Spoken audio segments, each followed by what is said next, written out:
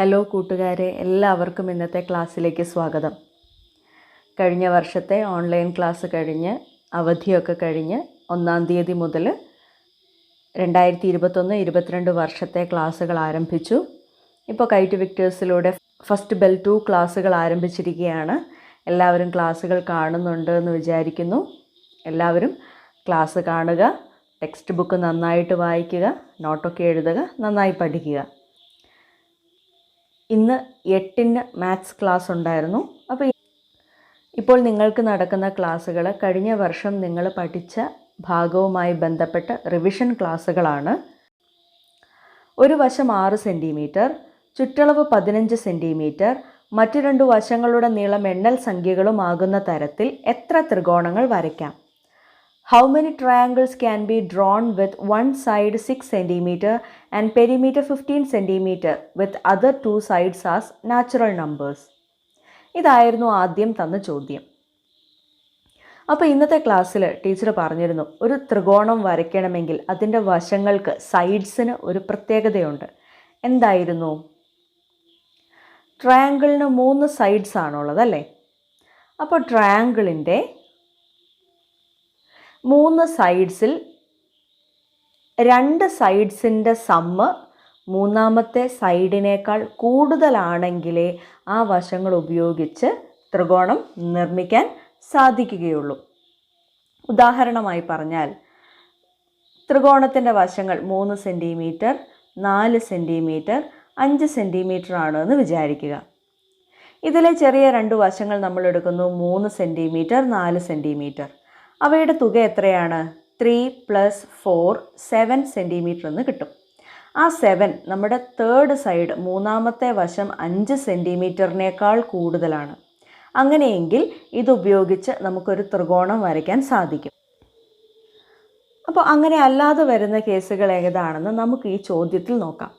നമുക്ക് തന്നിരിക്കുന്ന ചോദ്യത്തിൽ ഒരു വശം, ഇപ്പോൾ നമ്മൾ ABC എന്ന് പറയുന്ന ഒരു ട്രയാങ്കിൾ എടുത്താൽ വശങ്ങൾ ഏതൊക്കെയാണ്? AB, BC, AC അല്ലേ? അതിൽ ഒരു സൈഡ് 6 സെൻറ്റിമീറ്റർ ആണെന്ന് തന്നിട്ടുണ്ട്. അതുപോലെ മറ്റ് 2 സൈഡ്സ് BCയും ACയും ഏതൊക്കെയാവാം? നാച്ചുറൽ നമ്പേഴ്സ് അല്ലെങ്കിൽ എണ്ണൽ സംഖ്യകൾ 1, 2, 3, 4 എന്ന് പറഞ്ഞ് ഇവയാണ് എണ്ണൽ സംഖ്യകൾ. എണ്ണൽ സംഖ്യകളാവണമെന്നാണ് പറഞ്ഞത്. ഇനി മറ്റൊന്ന് തന്നിരിക്കുന്നത് എന്താണ്? പെരിമീറ്റർ അല്ലെങ്കിൽ ചുറ്റളവ് തന്നിട്ടുണ്ട്. ചുറ്റളവ് എന്ന് പറയുന്നത് എന്താണ്?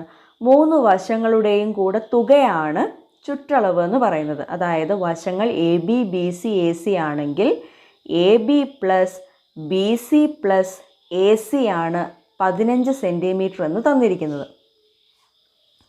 അതിൽ AB 6 സെൻറ്റിമീറ്റർ ആണ്. അങ്ങനെയെങ്കിൽ BC + AC എത്രയാണെന്ന് കിട്ടും? 15 - 6 9 സെൻറ്റിമീറ്റർ എന്ന് കിട്ടും. അതായത് മറ്റു 2 വശങ്ങളുടെ തുക 9 സെൻറ്റിമീറ്റർ എന്ന് കിട്ടി. അപ്പോൾ 9 തുകയായിട്ട് വരുന്ന സംഖ്യകൾ ഏതൊക്കെയാണെന്ന് നോക്കാം.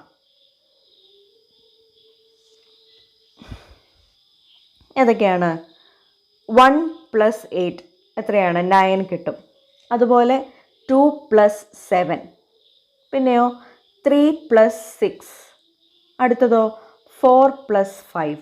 ഇവയുടെ ഒക്കെ തുക എത്രയാണ്? 9 എന്ന് കിട്ടും. അപ്പം BC, AC എന്ന് നമ്മൾ പറഞ്ഞ മറ്റു 2 വശങ്ങൾ 1ഉം 8ഉം ആണോ എന്ന് നോക്കാം, 2ഉം 7ഉം ആണോ എന്ന് നോക്കാം, 3ഉം 6ഉം ആണോ എന്ന് നോക്കാം, 4ഉം 5ഉം ആണോ എന്ന് നോക്കാം. അപ്പോൾ 1ഉം 8ഉം ആണ് കൊടുക്കുന്നതെങ്കിൽ നമുക്ക് കിട്ടുന്ന വശങ്ങൾ ഏതൊക്കെയായി? 6 സെൻറ്റിമീറ്റർ, 1 സെൻറ്റിമീറ്റർ, 8 സെൻറ്റിമീറ്റർ. അപ്പോൾ നമ്മൾ ആദ്യം പറഞ്ഞ ആ ഒരു തത്വം വെച്ച് നമുക്ക് വരയ്ക്കാൻ സാധിക്കുമോ? നമ്മളോട് പറഞ്ഞത് എന്തായിരുന്നു? അതിലെ ചെറിയ 2 വശങ്ങളുടെ തുക എന്ന് പറയുന്നത് മൂന്നാമത്തെ വശത്തേക്കാൾ കൂടുതലായിരിക്കണം. അപ്പോൾ ഇവിടെ ഒന്ന് നോക്കിയേ, 6 + 1 7 എന്ന് കിട്ടും. 7 8 സെൻറ്റിമീറ്ററിനേക്കാൾ കൂടുതലാണോ? അല്ല, കുറവാണ് അല്ലേ? അപ്പോൾ നമുക്ക് ഇത് ഉപയോഗിച്ച് ത്രികോണം വരയ്ക്കാൻ സാധിക്കുമോ? ഇല്ല. ഇനി രണ്ടാമത്തേത് ഏതൊക്കെയാണ്? 6 സെൻറ്റിമീറ്റർ, 2 സെൻറ്റിമീറ്റർ, 7 സെൻറ്റിമീറ്റർ. ഇവിടെയോ 6 + 2 6ഉം 2ഉം കൂടെ കൂട്ടിയാൽ എത്ര കിട്ടും? 8. 8 എന്ന് പറയുന്നത് 7നേക്കാൾ വലുതല്ലേ? അതെ. അപ്പോൾ നമുക്ക് ഇത് വരുന്ന ഒരു ത്രികോണം വരയ്ക്കാൻ സാധിക്കും. അടുത്തതോ 6 സെൻറ്റിമീറ്റർ, 3 സെൻറ്റിമീറ്റർ, 6 സെൻറ്റിമീറ്റർ. വരയ്ക്കാൻ സാധിക്കുമോ? സാധിക്കും. മറ്റു രണ്ട് വശങ്ങൾ എടുത്താൽ 3 + 6 കൂട്ടിയാൽ എത്ര കിട്ടും? 9. അത് 6നേക്കാൾ വലുതാണല്ലോ. അപ്പോൾ അതും നമുക്ക് വരയ്ക്കാൻ പറ്റും. അടുത്തത് ഏതാണ്? 6 സെൻറ്റിമീറ്റർ, 4 സെൻറ്റിമീറ്റർ, 5 സെൻറ്റിമീറ്റർ. ഇവിടെയും ചെറിയ രണ്ട് വശങ്ങൾ എന്ന് പറയുന്നത് 4 സെൻറ്റിമീറ്ററും 5 സെൻറ്റിമീറ്ററും ആണ്. ആ 4ഉം 5ഉം കൂടെ കൂട്ടിയാൽ എത്ര കിട്ടും? 9 സെൻറ്റിമീറ്റർ എന്ന് കിട്ടും. അതും 6 സെൻറ്റിമീറ്ററിനേക്കാൾ വലുതാണ്. അപ്പോൾ നമുക്ക് എത്ര ത്രികോണം വരയ്ക്കാൻ സാധിക്കും? നമുക്ക് അളവുകൾ എഴുതാം. 6 centimetre, 2 centimetre, 7 centimetre, 6 centimetre, 3 centimetre, 6 centimetre, 6 centimetre, 4 centimetre, 5 centimetre. 3 ത്രികോണങ്ങൾ നമുക്ക് വരയ്ക്കാൻ സാധിക്കും. അപ്പോൾ ആ ചോദ്യം എല്ലാവർക്കും മനസ്സിലായി എന്ന് വിചാരിക്കുന്നു. ഇത്രയും ഓർത്ത് വെച്ചാൽ മതി. ത്രികോണത്തിൻ്റെ 3 വശങ്ങൾ തന്നാൽ അതിലെ ചെറിയ 2 വശങ്ങളുടെ തുക അല്ലെങ്കിൽ സം എന്ന് പറയുന്നത് മൂന്നാമത്തെ വശത്തേക്കാൾ കൂടുതലായിരിക്കണം. അപ്പോൾ ഇനി ഇതേ സംഖ്യകൾ വെച്ച് നിങ്ങൾക്ക് ആ ത്രികോണങ്ങളൊന്ന് വരച്ചു നോക്കാമല്ലോ. കിട്ടുന്നുണ്ടോ എന്ന് നോക്കാമല്ലോ. ചെയ്തു നോക്കുക. ഇനി രണ്ടാമത്തെ ചോദ്യം എന്തായിരുന്നു? AB 6 centimetre, AC 8 centimetre, angle A 70 degree ആയിട്ടുള്ള ത്രികോണം അല്ലെങ്കിൽ ട്രയാങ്കിൾ വരയ്ക്കുക. 2 സൈഡ്സും ഒരു ആംഗിളുമാണ് തന്നിരിക്കുന്നത് അല്ലേ? റഫായിട്ട് വരച്ച് നോക്കിയാൽ ABC എന്ന് പറയുന്ന ഒരു ത്രികോണം ABC.